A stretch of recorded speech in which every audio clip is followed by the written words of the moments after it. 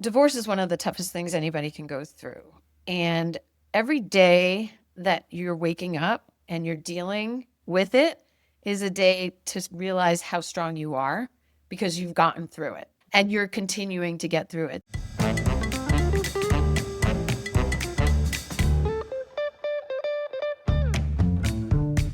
Gloria Steinem once said, "We will never solve the feminization of power until we solve the masculinity of wealth." Barbara Provost and Maggie Nielsen are the team at Purse Strings that will help you navigate the ins and outs of financial independence so that you can be financially fearless. This is Women in Money, the shit we don't talk about. Jill, welcome to the podcast. We are thrilled to have you on today. Before we dive into this great conversation, could you share with our audience a bit about who you are and what you do? Absolutely. Thank you so much for having me. So I am a licensed therapist. I'm a divorce code certified mediator and a parent educator. And I've been working with people going through divorce for many years. I went through my own very high conflict divorce in 2012, learned a lot, and then I really focused my practice on working with people going through divorce. Awesome. Yeah, we hear that a lot about how people go through divorce and really want to help other women kind of go through that process. And let's kind of take us back. I know you had a financial background, you were a therapist, and you couldn't get a credit card during your divorce. So let's kind of like dive into that. What did that moment teach you? It was crazy. Yeah. When I was right out of college for 7 years, I was in finance. And then I decided to go back and get my master's in social work to become a therapist. But I thought I had a handle on my financial picture. And my ex was a financial advisor. So he really did handle a lot of the finances during our marriage because I was just doing a lot with the kids. But as we were going through divorce, I had to pay an attorney and figure out how to get money. And I didn't really want him knowing everything I was doing. So I went to the bank to try to get a credit card. And I realized they told me that, oh, you don't have any credit because all of the things that you had for 20 years was on my husband's name. So he had the credit and I couldn't get a credit card, which really is so devastating emotionally when you're going through this. You're an adult, you're raising kids, and you can't get a credit card. It was ridiculous. So I ended up finding a way to get a credit card. There are ways you can do a secured credit card. You can get credit started stores, credit cards. So there are ways that you can build it up, but you don't want to wait until you really need it to do that. So it was crazy. Well, and usually those original credit cards are like $2,000. They give you just a little bit just to make sure you'll pay it back and build that trust. Yes. And we see that happen a lot is women don't realize that they're not building their own credit because they have a credit card, but they don't realize it's under their husband's name. So yeah, 20 years, you're using credit cards thinking, oh, I have credit. I'm glad that you pointed that out, that you weren't because it wasn't under your name. So take this seriously that women out there, you should all make sure you have your own credit card in your own name and that you can check and look at your own credit. So that's really important to know, Jill. I'm glad that you pointed that out. But we know divorce is already, it's an emotional, chaotic time. I know, I went through it myself. And the financial piece, if you're not familiar with finances at all, can be very much like a blind side. So what are some of the biggest money shocks you think women need to be prepared for? So I think a lot of people don't know what they spend every month.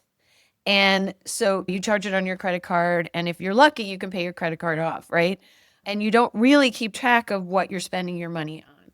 And I think that's a really important piece to know what you're spending so that you know what you need when you're going through divorce. And you can also plan what your post-divorce life is. You can't plan a post-divorce life unless you know what you need in terms of finances. So I think the first thing that people need to start with is really think deeply about what they want their post-divorce life to look like and where do they want to live? Do they want to own or rent? Do they want to be able to have extra money so that they're not stressed by paying a mortgage or a rent? Do they want to travel? There's so many things that you have to think about when you're thinking about your finances that have nothing to do with finance, that have to do with just what is going to make you happy post-divorce. And that will help you back into the financial piece of that. Do you think it's hard for people to kind of envision what that life is going to be like when they're in this kind of, I almost want to describe it as a tornado. It's like, of course I want to go on vacation. I want to run away from this, but like I wouldn't even know where to start to grasp of like what I want that to look like because I feel like I'm in this bubble of chaos. Yeah, I mean, that's the hardest thing that I have to try to get people to do when I work with them because they're so in the crisis of the day. They're working on what's happening today. And I was like that too. I mean, you can't help it because there's so many things going on that are stressful and really overwhelming. But the best way to handle your divorce is not to get caught up in all those crises. The best way is to have us take a step back and have perspective of you're not going to be going through your divorce forever. And you want to be prepared for your post-divorce life. So you need to start thinking about that now, today. And once you have that perspective, it makes it easier to handle all the crises that come up. Yeah, that makes a lot of sense. Because I know for figuring out the finances, you can kind of go back to old data like your credit cards and see what you spent. But sometimes looking forward can be a little harder when you are kind of in that whirlwind. So I know you help make clear, or you help people kind of make these clear, calm decisions during the messiest times of their lives. What's one thing that you wish every divorced woman knew before signing anything? Well, first of all, don't sign anything until you have an attorney check it, a divorce coach check it. You have to really think through how many people sign things and don't even read them, right? You trust that what you think is in there, and you cannot do that with a divorce agreement because that thing, once you sign it, is a legal document, even before you submit it to the court. And I've worked with people who've signed things in mediation and then have completely been screwed over. And then they try to go back to court and the court's like, too bad. And they've spent a year and a lot of money trying to fight it, and it usually doesn't work. So you want to read through that thing bit by bit and line by line and make sure that you understand everything that's in there before you sign it. I mean, everything related to, there's so many details that people don't even think about, like what happens to retirement accounts. What happens if the retirement accounts are going to be split and it's not done within 6 months? Was there any negative to that? I mean, there's so many little things like that you really want somebody who's experienced with this to help you go over because you can't do that yourself. Yeah. What we hear time and time again is that because they want to be done, right? They want to be done with this divorce and move on. Too often they rush through it and they do sign documents that in hindsight they wish they hadn't done. So can you speak to that a little bit? Yeah. I mean, first of all, if you're in mediation, you should never sign anything in your mediation session. You should bring it back, think about it, bring it to your attorney when you're calm.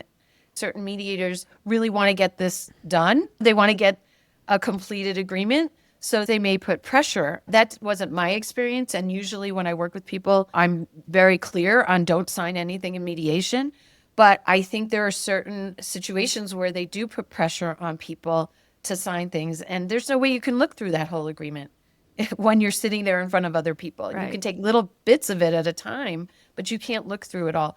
So why are we letting people pressure us to sign something? We have to look underneath that. And that's something, an insecurity that we think, oh, we're supposed to understand everything and we're supposed to seem like we are in control of the situation. When they pressure us to sign it, we feel like we're going to look stupid if we don't sign it, maybe. I'm not sure what's going through people's minds, but you look smart if you don't sign something. If you say, I need some time to think about it and I need some time to go over this when I'm calm and I'm on my own. And so kind of like with your position as a coach and working with this process, I also feel like people might read it and we've all read something and we are at the end and we're like, not quite sure what that means. I also am being stingy on my money and don't want to pay the attorney for every 15 minutes while I ask questions that I am blaming myself that I should know. And so then it's kind of this roundabout of like, I did read it technically, but I don't get it. And I don't really want to pay my attorney anymore. Are you someone who could help in this situation? Or do you recommend just spend the money with the attorney? It's worth it? Or how do you kind of go about facing that? Because it's kind of like a rock and a hard place and you can't just chat GPT it all. Right, exactly. Well, it's kind of a combination of what you're talking about. So I can look over everything and say, okay, this looks good, but this I'm not sure. You need to go to your attorney about. And that is so much better than just looking at the whole agreement and saying, well, I understand most of it, but I'm not really sure. I mean, if you can get someone like me who really has a lot of experience in looking at these agreements to say, oh, you don't have to worry about that. You need to change that. That's good. But this piece is really, I'm not sure about. You need to go to your attorney. That'll save you $1,000 or more right there, because 2 or 3 hours with an attorney is going to be over $1,000. So yeah, definitely having someone who has the experience who can look it over and say what you need to go to the attorney about and what you don't will really help. Jill, so when it comes to co-parenting, what's the common mistake you see people make that end up costing them emotionally and financially? So the biggest mistake I see is that they allow the other parent to trigger them in so many ways. So you're going from a marriage relationship to a co-parenting relationship, and that's a huge shift. As a married couple, you have to come up with compromises and care about what each other thinks and talk through things. And you really have to care about that relationship and work hard on it. As a co-parent, it's more like a colleague or a coworker. You don't have to agree on everything. You don't have to convince the other person what's right or what's wrong, or you don't have to talk through things. You just really have to be respectful, and you have to make sure that you're communicating appropriately for things that you need to communicate, which is mostly about the children. And so when you say something to your soon-to-be ex, like Bobby really wants to do some sport like baseball. Okay, Bobby's told me he really wants to do baseball this fall, and it's going to be $250. I think we really should spend it. And your soon-to-be ex says, you know what? I don't think he would be a really good ball player. I don't think that's the right thing for him. I think we should look at different things. Then you might start getting into an argument, right? But he told me that he wants it. It's really important. We have to support him. That's going to be an emotional conversation. You don't have to do that. You can say, look, why don't you talk to him and you let me know what you want to do? Because you really want to get out of the middle of the relationship between the children and the other parent. And you want to do what's best for your child, but you can't control the other person. So you've got to have them come to you with how they feel and, what they're willing to do. And it's not something that you should spend a lot of time having an emotional conversation. If you do want to have some kind of communication, you can always send them an email, and you can write it in a way where this is what they've told me. I'm willing to pay $200 if you're willing to pay $50 or something, if you really want to do that. Or you could say, you know what? We really need to work this out. Maybe we could have a conversation with him together. So there's a lot of things that you can do, but you don't need to have an emotional conversation with the person. So that's the biggest mistake, is having emotional conversations when you shouldn't have any. Emotional conversations are never going to end well as co-parents. You really want to be calm, respectful, and if you can't be, just say, you know what, let's talk about this another time. I have to run. Let's plan a time we can talk about it. Do you recommend like a lot of the communication be, I hear this sometimes, more like text or email just because it's written and more traceable, trackable proof of conversation? So this is another mistake people make. They think everything's going to court, right? They think if somebody says something not nice in an email, they're going to find out what is going to happen when the judge reprimands them. Most people are not going to court. If you're in a situation where you are going to court, yes, you should track everything. You should keep everything. There are parenting apps, co-parenting apps that you can use to do that. But yes, if it's extreme, you probably want to keep it. But nobody's going to remove custody because they were obnoxious in an email to you. Texts, I think, are difficult because it's hard not to respond right away. So I really recommend people, if it is a high conflict situation, to communicate with email, because then you can think through it. You can look it over. You don't have to read their email right away. So it's much more manageable than text or talking to someone. But, if you can get to a good point, and I help people get to a better point when they're communicating, because initially when I'm working with people, they are emotional, they're reactive, and they really are reacting to everything. And we work on what you need to react to, what you don't need to react to, and also how to respond in a way that's going to be lowering the conflict. Because a lot of times they'll say things or respond and it'll increase the conflict. They won't even realize it. Mm-hmm. They think that they're being respectful, but really there's a tone or there's something in there that's not respectful. It takes a lot of discipline to dial back the emotion when you're trying to communicate. Oh, yeah. I mean, you're in an emotional situation, right? You're divorcing someone for a reason. There's anger, there's grief, there's sadness, every emotion you can imagine. And so it's understandable that people are emotional, but it's not going to get you where you want to go if you have these emotional conversations and if you're reactive. So it's about being strategic while you're going through the process.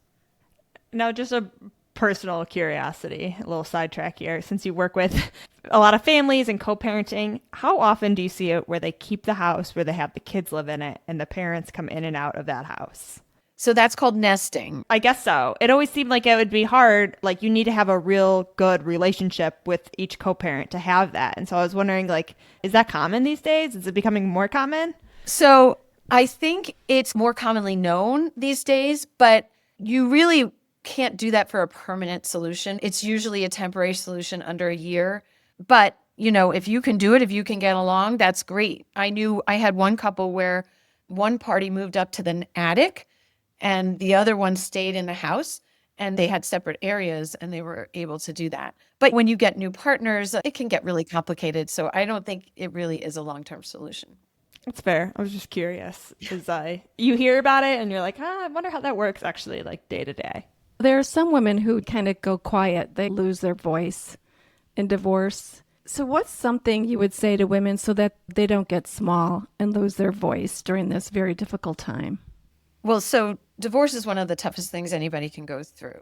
And every day that you're waking up and you're dealing with it is a day to realize how strong you are because you've gotten through it and you're continuing to get through it. So recognizing that you are strong to be able to go through this process. A lot of people won't get divorced because they just are not strong enough. It's really hard. And so seeing your strengths is one way to build on building your voice, right?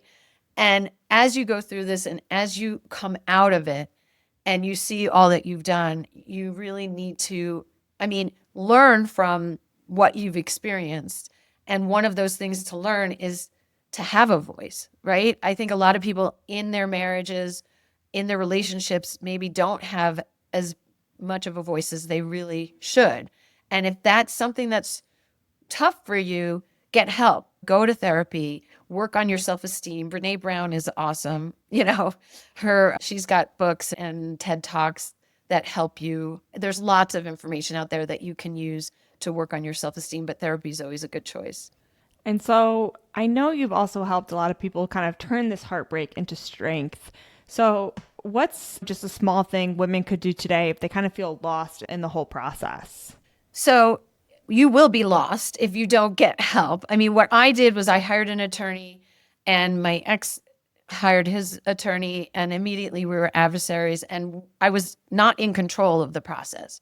So you don't want to do that. You really want to have control when you're going through this, and you want to have professionals around you who can help you get that control. So, for example, as a divorce coach, I help people tell their attorney what is okay and what's not okay. Like I don't want to file with the court. I can't tell you how many people come to me and say, my attorney told me I have to file with the court and I'm going to serve him next week. And I was like, okay, that's not the best way, because immediately somebody gets served and that is a fight. That is really upsetting when you serve someone. And I don't think attorneys even think, not all attorneys. There are attorneys out there who are really aware of this and don't do this. But a lot of attorneys don't even realize the impact of being served. An example of something that you can say, well, you know what? I don't want him to be served until I talk to him.